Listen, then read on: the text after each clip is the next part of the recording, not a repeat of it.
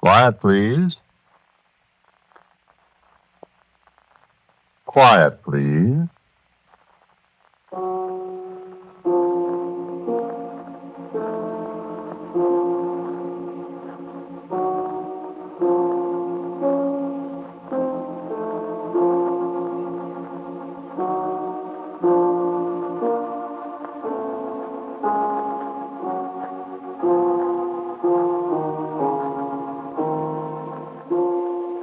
The Mutual Broadcasting System presents Quiet, Please, which is written and directed by Willis Cooper and which features Ernest Chappell. Quiet, Please for tonight is called The Man Who Stole a Planet.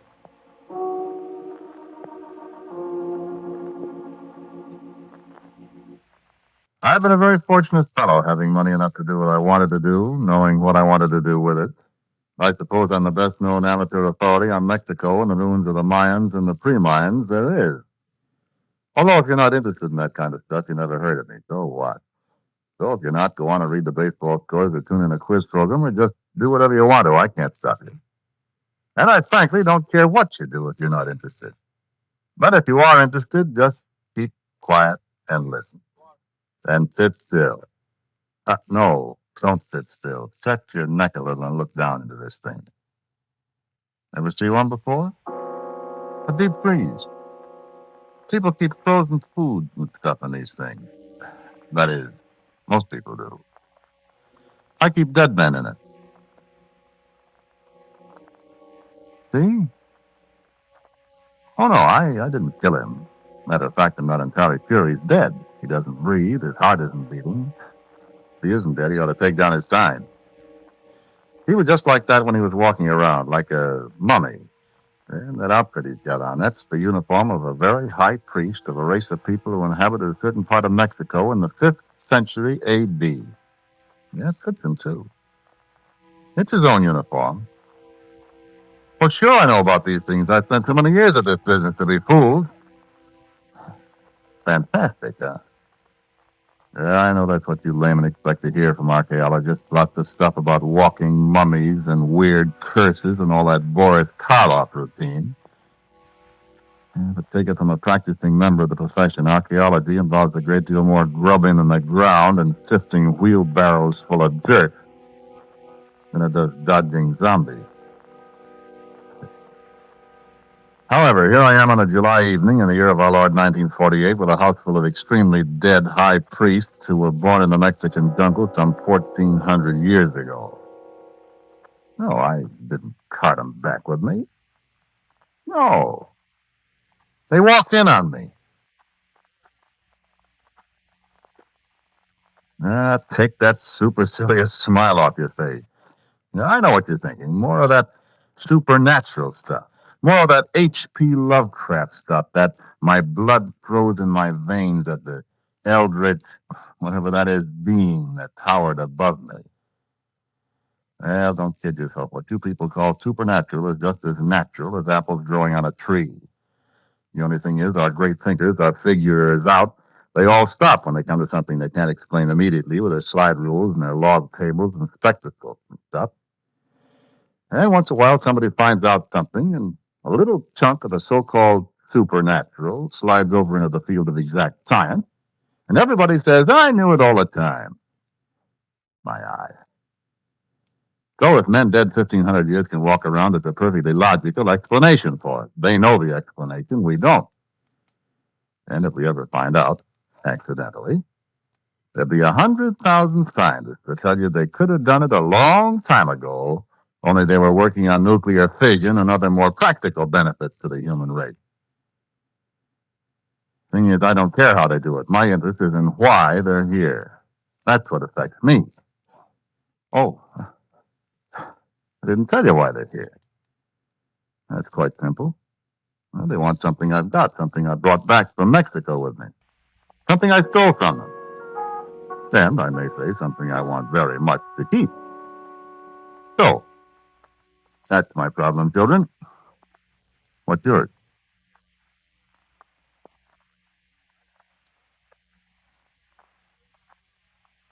Oh, excuse me. I've been doing all the talking. This is my wife, my beautiful wife. Her name is Elizabeth. You can call her Liz. Look, don't let my husband fool you. He talks as if all this is very amusing and very simple. But believe me, he's just as frightened as I am. You can say that again, Liz. Please, still, dear. You see, I was with him in Mexico. I wouldn't be here now if you hadn't been. Please, Norman. I'm an explorer, too. So I'm afraid I'm not much of an archaeologist, but I'm a very good cook. And I'm the serious member of this family. So I'm going to tell you what happened without interrupting, I hope, because you think maybe you might be able to help us. I don't know how exactly. Neither do I. But you listen. And if you can, well, this was our 14th trip to Mexico. We flew to Mexico City, then down to Veracruz, and our people met us at Merida. If you'll excuse me a minute, darling, I think one of our friends is looking in the window. Oh, Norman! Sit still. I'll be right back. I'm simply scared to death. We've been so fortunate this far. We always discover them in time. What will happen if one gets in and we don't see him? Norman! Norman! Okay. I had to bust the window, though. I better put this one away. No telling what had happened to us if some curious policeman got a look at us. You see? Same uniform, same badge on his left arm. Just like the one carved in on the thing. The Guardian. The Watcher. Okay, Priesty Weasty. Have a nice sleep. Oh, Norman, I wish you wouldn't be so flippant about things. Flippant? Listen, sweetheart, do you mind? I'm just about ready to go over in that corner and scream. If I see one more of these... I'm sorry. Oh, darling, hadn't we better take it back? No. Only, how long is this going to go on?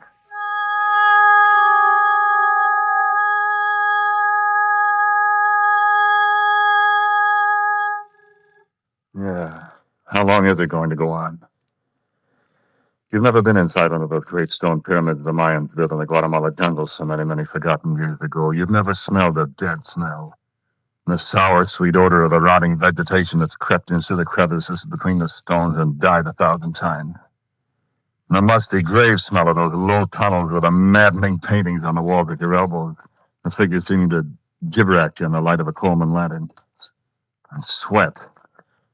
And the feeling that snakes are waiting for you in the darkness at the end. Yeah, they worship snakes. So Khan, the snake god. They tore people's hearts out. They hurled their beautiful daughters to the devil god that lives in a bottomless pit.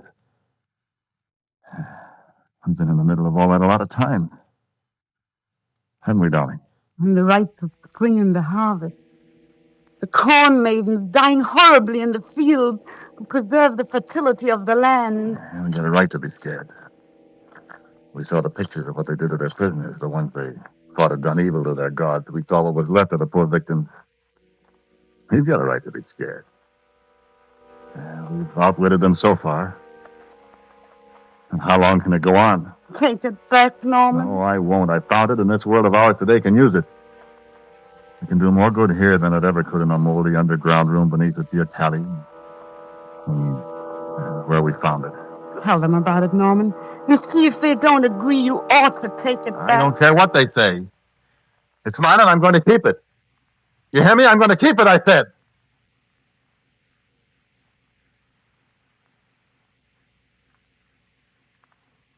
We'd heard about the place so many times. The place where the world lived, they called it. And the place where the world lived is what it's still called, though the world doesn't live there anymore. Not since Liz and I found the deep galleries and took away the greatest treasure that the world has ever seen. All right, now you know. When you hear a little more about it and see it, you'll forgive me for being dramatic. The greatest treasure the world has ever seen. You'll agree. Well, how about it? Will you take it easy, Queen? We finally found a place. Let's see if I can tell you about it. A wilderness of high grass, the kind of grass we'd never seen before, higher than our heads, sharp edged as razor blade. Look at my arm. Loathsome insects hanging out of the 2-inch blades of grass. Silent, drifting, heat, crawling thing. How I found a place I'll never know. There was nothing to warn us. We just flashed our way through one more strand of high grass, and there was the door. The door was open. A kind of ramp led straight down into darkness. Darkness that seemed to begin a little too close to the bright entrance. Darkness that made us shiver there in the horrible heat that covered us like a coffin lid. Yes, of course we went in. We lighted our lanterns, went in alone. Well, that was what we came for, wasn't it? And I think we were the first human beings who had set foot on that long stone ramp in a great many centuries. Yeah, we knew it. We could feel it. The passageway wasn't so bad, except for the pictures on the walls. I think I'd rather not tell you about them.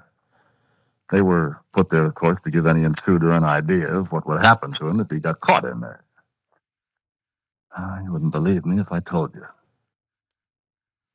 I want to remember this very clearly, Liz. You stumbled against something. It was the lever that opened the inner door. And the door opened, and I said, "We found it, Norman." And the door closed behind her. And our lanterns went out. I put out my hand for Liz, and she was still there. I stood there a minute. I got over my first fear. Liz was kind of moaning in the dark. It's okay, honey.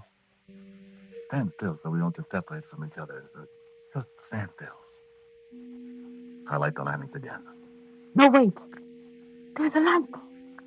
And there was a little light, a little faint light down there under the earth. And at first I couldn't see where it came from. But our eyes got more and more used to the dim radiance. I finally saw where it was coming from. That little globe there, Norman. Yeah, I think so too.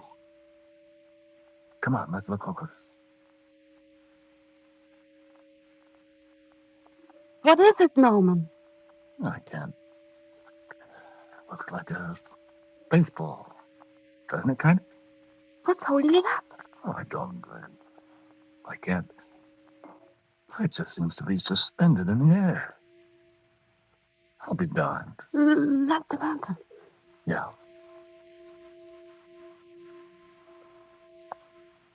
Wait. Don't touch it, Liz. I can't touch it. What?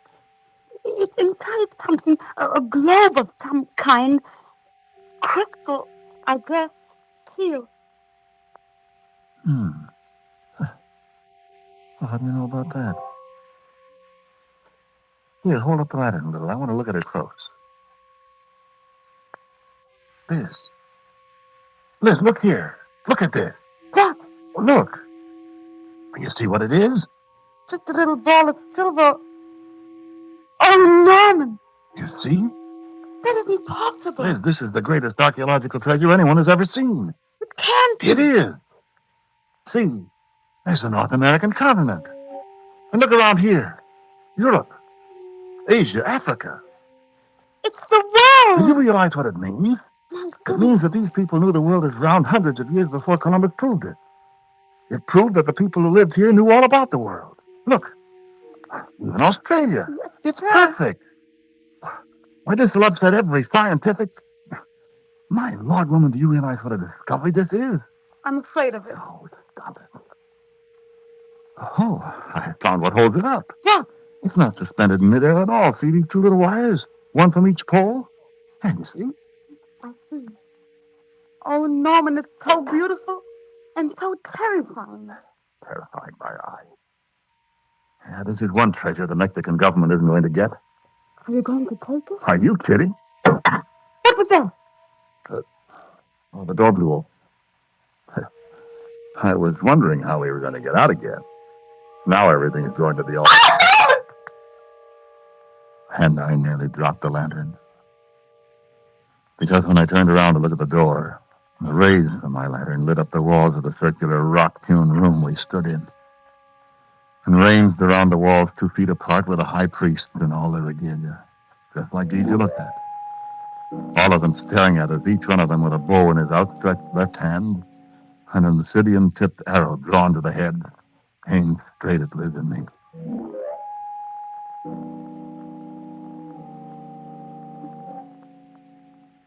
It was only a second before I realized they were all dead. That they'd been placed there long centuries ago, that they were harmless. And I laughed. I picked up the crystal globe that the little world lived in, and Hendrik and I made our way outside to the world of grass and sunlight. And I, like some 20th century atlas, carried the world on my shoulder. I turned and looked back for a moment at the door. And there, framed in the blackness beyond, stood an ancient man in the regalia of a high priest, such as we left behind us when we stole the world. And the arrow on his bow was pointed at my heart. So I shot him. And fell kicking. I slapped Liz when she started to cry. And we came away. Take a look again at this first fellow I showed you. You see? You see the bullet in his head? Yeah, he's the same one I shot. I'll never forget his face.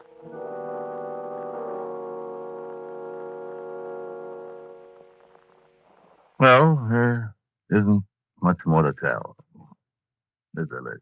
I think there is. Oh, well, that's right. Come in here. I want you to see this world, this little silver globe that was fashioned nearly 1,000 years before Columbus was born in a Mexican jungle that hasn't even got a name. Yeah, come in. Here it is. Quite a thing, isn't it? What? Oh, yes, I managed finally to break the crystal globe it was in. But there, that big earthquake in Japan it was. Yes, I don't know why it still stayed suspended in the air like that. There's reason for it, of course. No, not supernatural, perfectly natural, if we could only find out why. But there's something else I wanted you to see. Look at it closely. Isn't it beautiful? The continents in relief. See the mountains, the Rockies, the Himalayas over here? And the ocean really looked wet, doesn't it? Ah, wonderful workmanship. Oh, Norman, please. Liz. Here, look at it with a magnifying glass. You see anything? No, I guess you can't. You'd have to watch it for a long time to see. I was, well, I'll say surprised when I discovered it. Well, it's turning. Turning on its axis once every 24 hours. It's been revolving like that once every 24 hours for a million years, friend.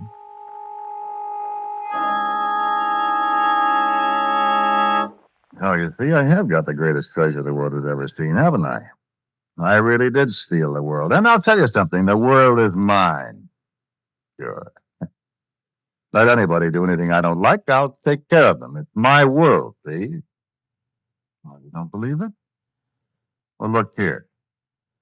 This is a very fine platinum blowpipe. And this is what? You hear? That's the Sahara Desert. What? No, Norman, please don't. Get away. Watch that. You see? Nothing happened. Is that so? Liz, turn on the radio. There's a news program on now. Go ahead. Just be quiet for a second. Norman, I don't Turn want... it on. And be still. All of you. Hold for immediate peace in the Holy Land. Just a moment, please. Okay. Ladies and gentlemen, it is reported that the Sahara Desert, the driest place in the world, has been suddenly inundated by widespread cloudbursts of unimagined intensity. The rolling sand dunes in the world's greatest desert are now submerged below a sea of water. Hundreds of persons. There you see. Sorry if I killed some people, but well, I may have to kill lots of people someday, so it's practice. Don't believe it? Well, here, take this needle. No? Well, watch me. What shall we destroy? No, not a town. We'll wait for that.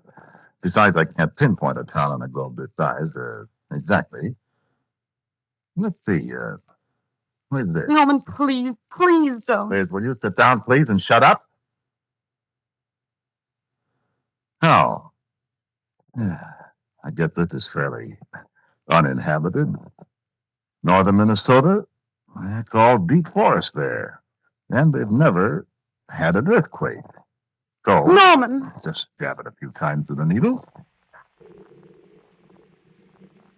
Feel that? That, friend, is an earthquake a few thousand miles away, a very severe one. Liz, turn up the radio. I don't want to. In such a time of world unrest, Mother Nature herself takes a hand and shows her own power. Yeah? Oh, no. Ladies and gentlemen, here is another catastrophe. The Great Mesabi Range in northern Minnesota has been completely obliterated, according to first reports of a devastating earthquake that has laid waste thousands of square Not at miles all. of the United States. Well, what do you think? Norman. I don't know exactly what to do. If I can just keep these high priests Norman, on the please. globe long enough, then you ought to just sit tight until they've all visited me and I've put them all away and live. And then I'll be all right. I'd like your opinion. Norman. What do you want? Norman! The glove! Stop bothering. Taking it! Oh, well, hello, Brother Priest. Put that down. Put it down, I say. Put it down or I'll... No, Norman, don't!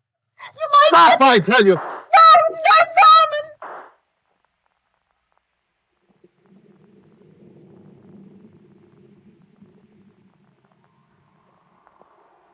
Cut.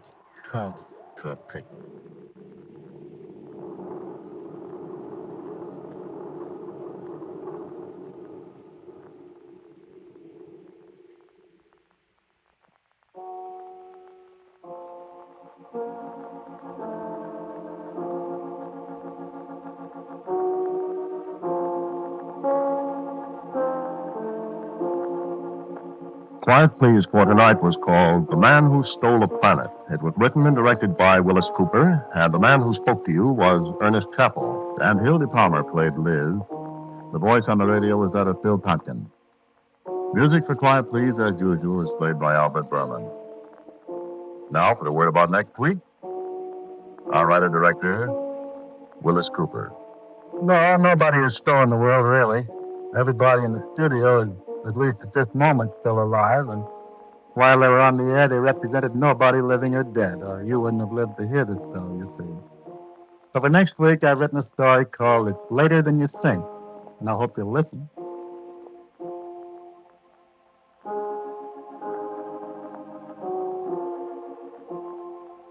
And so, until next week at the same time, I am quietly yours, Ernest Chappell.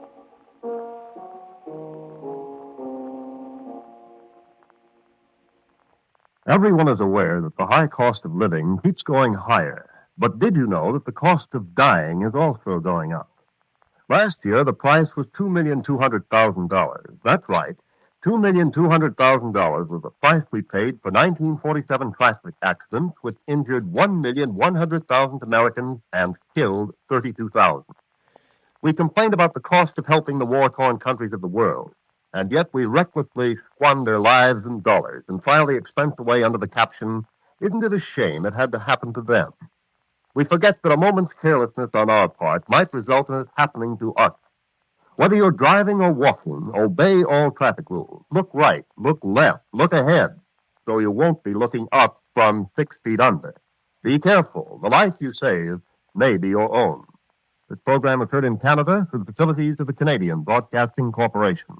This is the Mutual Broadcasting System.